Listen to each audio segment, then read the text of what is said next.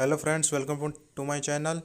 तो आज हम लोग क्लास 12th यूपी बोर्ड 2022 का हिंदी का पेपर डिस्कस करेंगे। कौन कौन से क्वेश्चन आए थे, तो चलिए क्वेश्चन शुरू करते हैं।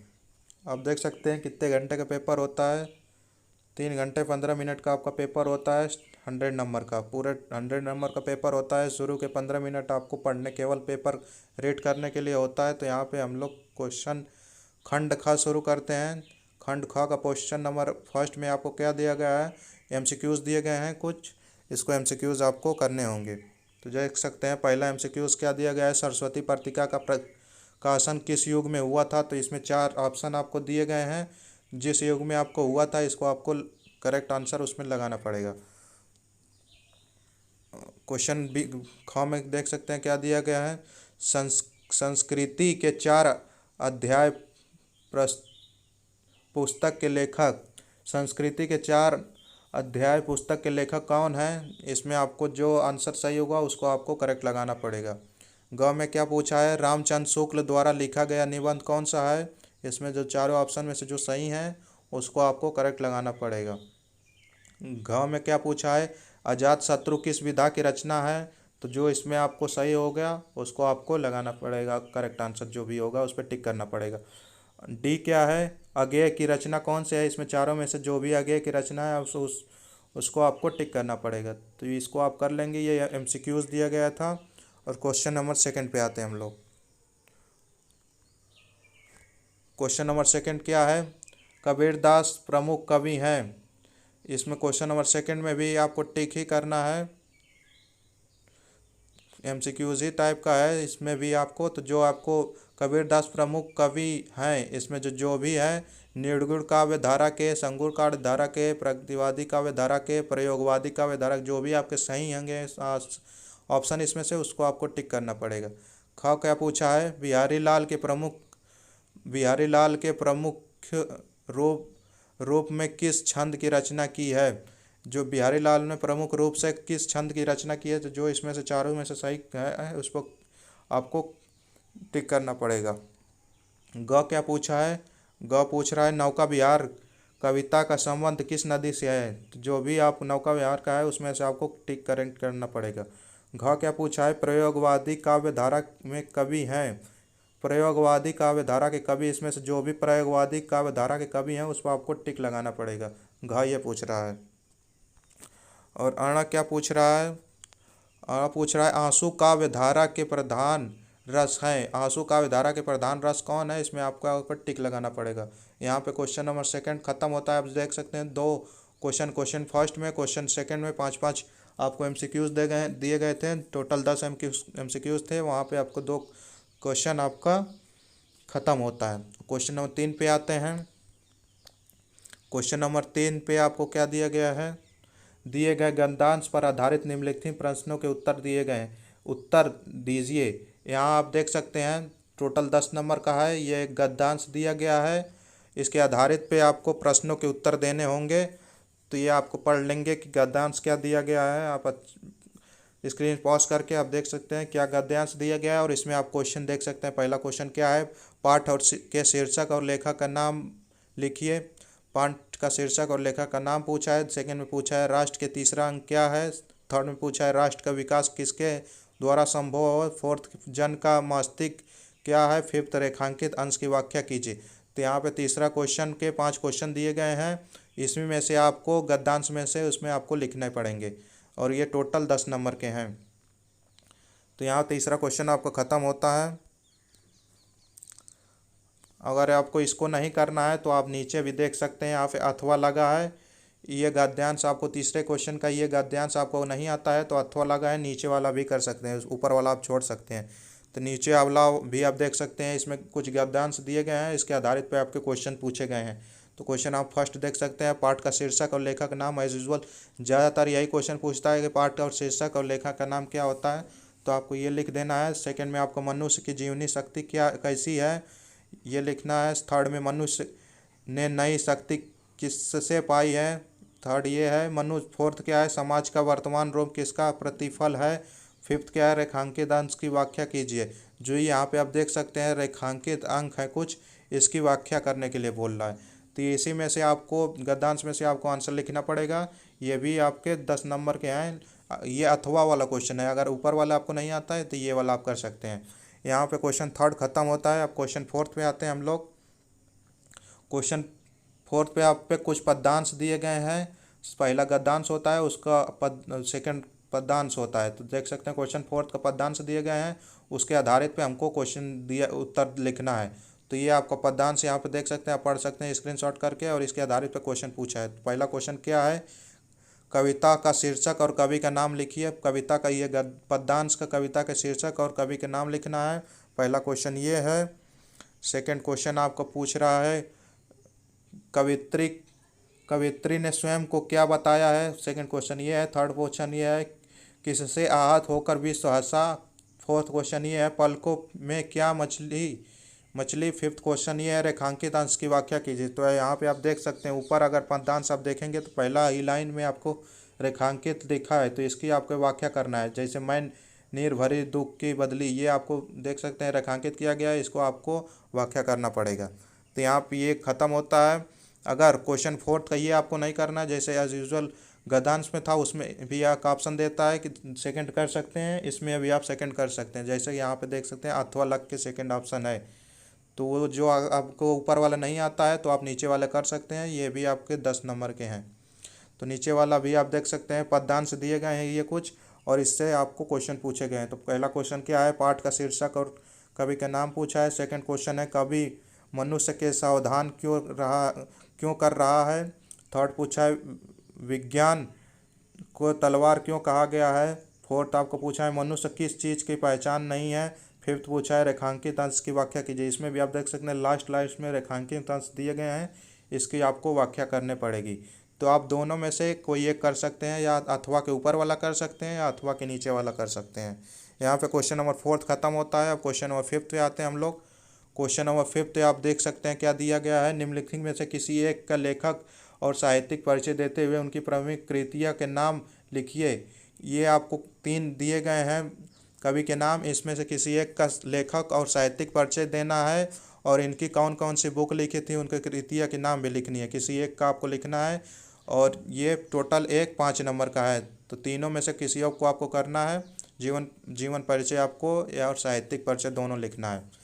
और क्वेश्चन नंबर फिफ्थ का खंड ये क था, और खंड ख में क्या पूछा है। खंड ख में आप देख सकते हैं,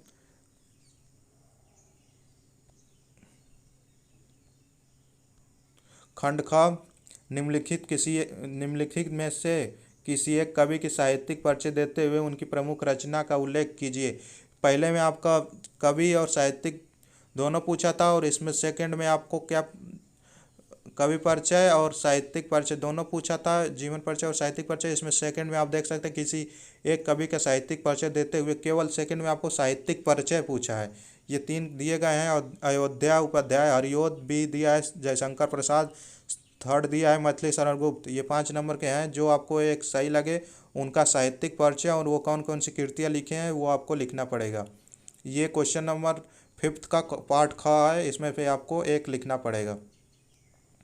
यहाँ पे क्वेश्चन नंबर फिफ्थ खत्म होता है। क्वेश्चन नंबर 6 पे आते हैं हम लोग। क्वेश्चन नंबर 6 पे आपको दिया गया है, बहादुर तथा अथवा ध्रुव यात्रा कहानी की कथा वस्तु का सार लिखिए।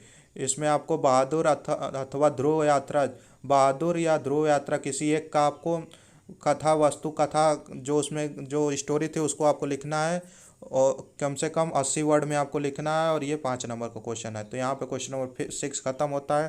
क्वेश्चन नंबर 7 पे आते हैं हम लोग। क्वेश्चन नंबर 7 आपको देख सकते हैं, ये आपका संस्कृत का पाठ आ गया है। इसमें से केवल अधिकतम शब्द 80 वर्ड में आपको लिखने हैं। ये कुछ दिया गया है। स्वरपरित खंडका के आधार पर किसी खंड एक का प्रश्न उत्तर दीजिए। किसी एक का आपको प्रश्न उत्तर देना है। जैसे कि अब 2 क्वेश्चन आप देख सकते हैं, श्रवण कुमार का चरित्र वर्णन कीजिए, ये लिख सकते हैं, या सेकंड वाला आप लिख सकते हैं। अथवा जहाँ लगा है वहाँ में से केवल आपको एक ही करना है, और कम से कम 80 वर्ड में आपको एक लिखना है।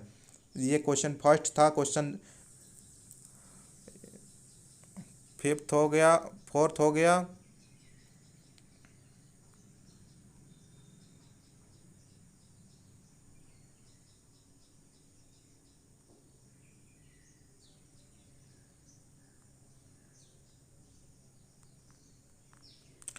फिफ्थ क्या दिया गया है, आलोकवृत्त खंडकाव्य के आधारित पर गांधी जी के चरित्र का विशेषताएं लिखिए।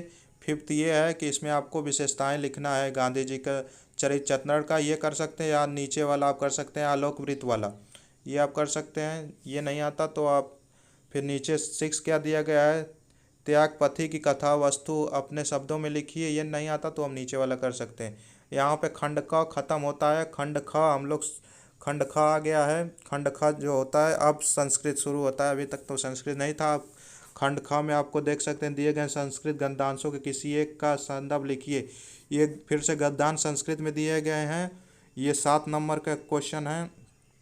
इसको हमको दिए गए गद्यांशों के किसी एक का संदर्भ लिखना है। इसमें से आपको देख सकते हैं, इसका चाहे आप संदर्भ लिख सकते हैं या अथवा के नीचे वाला इसका आप संदर्भ लिख सकते हैं। किसी एक का संदर्भ लिखना है, या तो इसका संदर्भ लिखिए। और ख में आते हैं, ख में क्या पूछा गया है, दिए गए श्लोकों में से किसी एक का संदर्भ हिंदी में अनुवाद कीजिए। हाँ, नीचे यहाँ पे आप देख सकते हैं, यहाँ पे लिखा गया है कि हिंदी में आपको इसमें अनुवाद करना है। ये श्लोक दिए गए हैं, इसको आपको हिंदी में अनुवाद करना है, या तो इसको करिए या इसके नीचे वाला करिए। ये 7 नंबर के हैं, अथवा के नीचे वाला करिए या अथवा के ऊपर वाला करिए। यहाँ पे क्वेश्चन नंबर 8 खत्म होता है। क्वेश्चन नंबर 9 क्या है, निम्नलिखित मुहावरे के लोकोक्तियों में से किसी एक का अर्थ लिखकर वाक्य में प्रयोग कीजिए। ये 4-5 यहाँ पे 4 मुहावरे दिए गए हैं। किसी एक का आपको लोकांतिया लिखना है और इसका अर्थ बनाना है। तो किसी एक का आप कर सकते हैं। 2 नंबर का एक क्वेश्चन है, दुश्मन का अक्ल का दुश्मन गागर में सागर भरना हाथ पीले करना, किसी एक का आपको लिखना है। यहाँ पे क्वेश्चन नंबर 9 खत्म होता है। क्वेश्चन नंबर 10 क्या है, निम्नलिखित शब्दों में से शब्दों के संधि विच्छेद का सही विकल्प का चयन कीजिए। इसमें आपको कुछ संधि विच्छेद दिए गए हैं और पुस्तकालय, तो इसमें से जो आपका करेक्ट सही है उस पर आपको टिक करना पड़ेगा। ये कुछ दिए गए हैं ऑप्शन, और इसका सेकंड क्वेश्चन ये है थी, इसका भी आपको जो करेक्ट होगा उस पर आपको टिक करना पड़ेगा। थर्ड में भी नायक का भी आपका जो जैसे संधि विच्छेद सही होगा उसको आपको टिक करेगा। ये सब 1-1 नंबर के हैं। और खंड ख में आपको क्या दिया गया है, दिए गए निम्नलिखित शब्दों में से विभाति और वचन के अनुसार सही विकल्प चयन चुनिए। विभाति और वचन के हिसाब से आपको सही विकल्प चुनना है। इसमें भी आपको चूज करना है। जैसे आत्मनि का शब्द विभक्ति का वचन, इसमें आपसे जो आपको सही होगा उसको आपको लिखना करेक्ट टिक करना पड़ेगा। ये सेकंड आपका नामसु शब्द का विभाति का वचन, ये आपको जो करेक्ट होगा उसको लिखना पड़ेगा। यहाँ पे 10 क्वेश्चन नंबर 10 खत्म होता है। क्वेश्चन नंबर 11 पूछा है, निम्नलिखित शब्द युग्म में से सही अर्थ का चयन करके लिखिए। सही अर्थ का चयन करना है इसमें, जैसे अविराम अभिराय, तो जो इसमें आपको सही अर्थ होगा उसको आपको लिखना पड़ेगा। ये चारों में से आपको लिखना पड़ेगा। जैसे स्वर्ण स्वर्ण, सोना और अच्छा रंग, सुनार और सोना, तो जो इसमें से सही इसका होगा उसको आपको करेक्ट टिक करना पड़ेगा। ये भी 1-1 नंबर के क्वेश्चन हैं। क्वेश्चन नंबर 11 का ख पार्ट था और क पार्ट था। ये क्वेश्चन नंबर 11 का ख पार्ट आपको दिया गया है, देख सकते हैं। निम्नलिखित शब्दों में से किसी एक शब्द के 2 सही अर्थ लिखिए। इसी किसी एक में से तीन ऑप्शन दिए गए हैं, किसी एक का आपको लिखना है, सही अर्थ आपको लिखना है। जैसे काल का 2 सही अर्थ लिखना है। निम्नलिखित शब्दों में से किसी एक शब्द के 2 सही अर्थ लिखना है। आपको देख सकते हैं 2 सही अर्थ आपको लिखना पड़ेगा। कर्ण काल अर्क, ये ख है। ग में क्या पूछा है, निम्नलिखित वाक्यांशों के किसी एक शब्द का सही चयन कीजिए। जो जीता ना जा सके, अजय अमर अजर अक्षय, जो आपको इसमें से करेक्ट होगा उसको आपको टिक करना पड़ेगा। सेकंड में आप देख सकते हैं रास्ता दिखाने वाला, ये 4 ऑप्शन दिए गए हैं। जो सही होगा यहाँ पे आपको टिक करना पड़ेगा। ये ग था। और क्वेश्चन नंबर 11 का घ क्या पूछा है, निम्नलिखित में से किन्हीं 2 वाक्यों को शुद्ध करके लिखिए। इसमें आपको कोई भी 2 आपको शुद्ध करके लिखना है। अनेकों लोगों ने गंगा में स्नान किया, इसमें से कोई भी 2 आपको शुद्ध करके लिखना पड़ेगा। 4 दिए गए हैं, 2 करना है। 1-1 नंबर के हैं, टोटल 2 नंबर का ये क्वेश्चन है। यहाँ पर क्वेश्चन नंबर 11 खत्म होता है। क्वेश्चन नंबर 12 शुरू होता है इसके नीचे। क्वेश्चन नंबर 12 आप देख सकते हैं। क्वेश्चन नंबर 12 का ख पाठ है, वीर अथवा श्रृंगार रस का लक्षण सहित एक उदाहरण लिखिए। वीर अथवा वीर या श्रृंगार दोनों में से किसी एक का लक्षण सहित उदाहरण लिखना है। इसका लक्षण क्या होता है और इसका उदाहरण किसी एक का आपको लिखना है, वीर या अथवा श्रृंगार का। ये 2 नंबर का क्वेश्चन है। क्या पूछा है, श्लेष अलंकार तथा उपमा अलंकार परिभाषा लिखते हुए उदाहरण लिखिए। श्लेष तथा अथवा उपमा, श्लेष का लिखिए या उपमा, केवल एक का आपको लिखना है। श्लेष लिखिए तथा उपमा का लिखिए, किसी एक का लिखना है उसका उदाहरण सहित। यह भी आपको 2 नंबर का है। क्या पूछा है, दोहा छंद अथवा कुंडलिया छंद का लक्षण एवं उदाहरण लिखिए। दोहा छंद क्या होता है और इसका उदाहरण लिखना है, या कुंडली, किसी एक का इसमें भी आपको लिखना पड़ेगा। टोटल 2 नंबर का है। यहाँ पे क्वेश्चन नंबर 13 खत्म होता है। क्वेश्चन नंबर 12 खत्म होता है। क्वेश्चन नंबर 13 देखते हैं। क्वेश्चन नंबर 13 क्या दिया गया है, सफाई व्यवस्था हेतु उचित अधिकारी को पत्र लिखना है। इसमें आपको पत्र लिखने का दिया गया है, सफाई व्यवस्था हेतु उचित अधिकारी को पत्र लिखना है। सफाई से रिलेटेड आपको पत्र लिखना है। ये क्वेश्चन आपके कितने नंबर का है, 6 नंबर का ये क्वेश्चन है। इसको आपको नहीं लिखना है तो आप देख सकते हैं अथवा लगा है। अपने विद्यालय में पुस्तकालय की समस्या को निराकरण हेतु प्रधानाचार्य को एक पत्र लिखे। अपने विद्यालय में के पुस्तकालय के निराकरण हेतु आपको प्रधानाचार्य को इसमें पत्र लिखना है। आपको ये सफाई का नहीं लिखना है तो आप अपने स्कूल के विद्यालय पे भी ये लिख सकते हैं। ये आपका क्वेश्चन नंबर 13 6 नंबर का क्वेश्चन है। एक कोई अथवा के ऊपर वाला लिखिए या अथवा के नीचे वाला लिखिए। और क्वेश्चन नंबर 14 यहाँ पे आते हैं। क्वेश्चन नंबर 14 क्या दिया गया है, निम्नलिखित विषयों में से किसी एक पर अपनी भाषा शैली में निबंध लिखना है। ये क्वेश्चन 9 नंबर का एक क्वेश्चन है। यहाँ पे किसी एक चारों में से किसी एक का आपको विषयों पर निबंध लिखना है। किसी एक पर आपको निबंध लिखना है, जैसे भारतीय किसानों की समस्याएं और समाधान। दूसरा क्या है, जीवन में खेल का महत्व। तीसरा क्या है, जीवन में पर्यावरण का आवश्यकता। फोर्थ क्या है, नई शिक्षा नीतियों के विकास की संभावनाएं। फिफ्थ क्या है, विद्यार्थियों के जीवन में अनुशासन का महत्व। किसी एक को आपको लिखना है, 9 नंबर का है। इस पे आप किसी एक पे निबंध लिख सकते हैं। यहाँ आपका हिंदी का पेपर ख़त्म होता है। और आप वीडियो पेपर से रिलेटेड नहीं देखें तो आप हमारी प्लेलिस्ट में जाके देख सकते हैं। Thank you.